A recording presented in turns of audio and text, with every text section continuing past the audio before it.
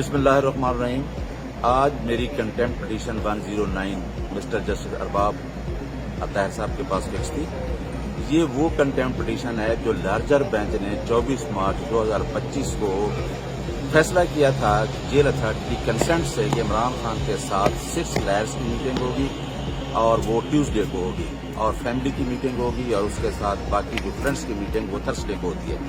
उस आर्डर को 24 मार्च को वायलेट किया गया, और मैं जिस 24 मार्च के बाद मेरी एक मीटिंग हुई है मंगल को, बाकी किसी दिन भी मीटिंग नहीं है। उसकी मैंने पिटीशन लगाई, पहले लार्जर बेंच में लगी, फिर वहां से कैंसिल हुई, फिर अरबाब साहब के पास लगी, अरबाब साहब 4 जून को छुट्टी पर थे, फिर आज फिक्स हुई। आज जब फिक्स हुई 10 नंबर पे ये पिटीशन थी, पहले ये पिटीशन नहीं आई, उसके बाद ये पिटीशन मंगवाई गई।